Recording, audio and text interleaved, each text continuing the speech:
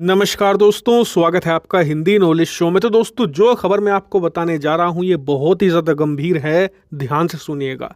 दरअसल हुआ ये कि अब से करीबन एक हफ्ता पहले भारत ने बंगाल की खाड़ी में एक नो टाइम वार्निंग जारी करी। अब ये नो टाइम वार्निंग क्या होती है? उदाहरण के लिए, अगर किसी एरिया के अंदर आप नो टाइम वार्निंग जारी करते हैं तो वो एरिया नो फ्लाई जोन घोषित हो जाता है। मतलब उस एरिया में कोई भी प्लेन, चाहे वो मिलिट्री हो, चाहे वो यात्री ढोने वाला सिविलियन हो, या फिर माल ढुलाई वाला प्लेन हो, कोई भी उस इलाके से नहीं गुजर सकता। ऐसा मानकर चलिए कि उस इलाके में परिंदा भी पर नहीं मार सकता। ऐसा इसलिए क्योंकि उस इलाके में या तो मिसाइल का टेस्ट होने वाला है, या फिर किसी प्रकार के लड़ाकू विमान या फिर ड्रोन का परीक्षण होने जा रहा है। इसीलिए उस इलाके को खतरनाक माना जाता है और वहां से किसी भी प्लेन का गुजरना खतरनाक हो सकता है। इसीलिए वहां पर नो फ्लाई जोन या फिर नो टाइम वार्निंग जारी की जाती है। तो खैर, भारत ने ये नो टाइम वार्निंग सिर्फ एक दिन की जारी की थी, वो भी 13 तारीख की, यानी कि कल की। और इसकी सबसे खास बात ये थी कि ये बहुत बड़े एरिया में जारी की गई थी, कम से कम 3,500 किलोमीटर से ज्यादा के एरिया में। एग्जैक्टली बताऊं तो 3,550 किलोमीटर की इसकी लंबाई थी सिर्फ। और इस नो टाइम वार्निंग की लंबाई देखकर ये अंदाजा लगाया जा सकता था कि भारत कोई लॉन्ग रेंज मिसाइल का परीक्षण करने जा रहा है। और अंदाजा ये था कि भारत K4 SLBM का टेस्ट करेगा। दरअसल K4 हमारी एक सबमरीन लॉन्च बैलिस्टिक मिसाइल है, यानी कि ऐसी बैलिस्टिक मिसाइल जिसे पानी के अंदर मौजूद एक पनडुब्बी से दुश्मन के ऊपर लॉन्च किया जा सके। इसे कहा जाता है SLBM। और इसकी जो रेंज है करीबन 5 से लेकर 5,500 किलोमीटर है। और इसीलिए इसे भारत की सबसे ज्यादा लंबी दूरी तक मार करने वाली मिसाइल और सबसे ताकतवर मिसाइल भी कहा जाता है। ताकतवर क्यों, वो मैं आपको एंड में बताऊंगा। तो खैर, कल इसका टेस्ट होना था और उम्मीद की जा रही थी कि शाम तक ये टेस्ट हो जाएगा, हमें भी इस पर इंफॉर्मेशन मिल जाएगी, हम भी वीडियो बना देंगे। लेकिन कल का पूरा दिन चला गया, इस पर कोई भी टेस्ट नहीं हुआ। यहाँ तक कि आज का भी पूरा दिन चला गया, कोई भी टेस्ट नहीं किया गया। क्यों?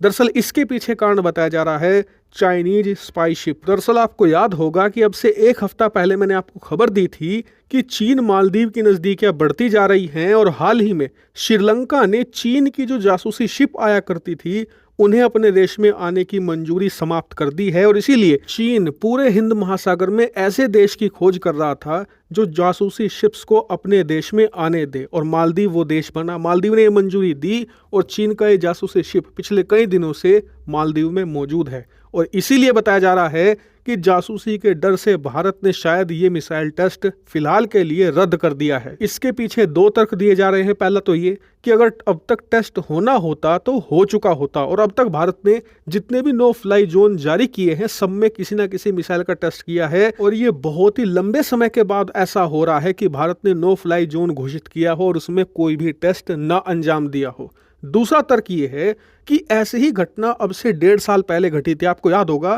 कि 2023 की शुरुआत में मैंने आपको खबर दी थी कि भारत ने ऐसे ही नो फ्लाई जोन घोषित किया, और उस समय भी हम K4 मिसाइल का ही टेस्ट करने वाले थे। लेकिन आपको याद होगा कि ऐन वक्त पर चीन ने अपना जासूसी जहाज श्रीलंका भेज दिया था, और उस वक्त भारत ने इस टेस्ट को ऐन वक्त पर टाल दिया था। फिर चीन की जब जासूसी शिप चली गई हिंद महासागर से, उसके बाद इसका हमने परीक्षण किया था। यानी कि अगर आप ट्रैक रिकॉर्ड देखें तो K4 मिसाइल के टेस्ट पर चीन अपनी जासूसी शिप हिंद महासागर में जरूर भेजता है, और यहाँ पर भी यही पैटर्न फॉलो हुआ है। तो सवाल उठता है कि चीन K4 मिसाइल टेस्ट के वक्त पर ही इतने जासूसी शिप क्यों भेजता है हिंद महासागर में? तो इसका जवाब ये है कि K4 भारत की सबसे ताकतवर मिसाइल है। इससे ताकतवर हथियार हमारे पास कुछ भी नहीं है।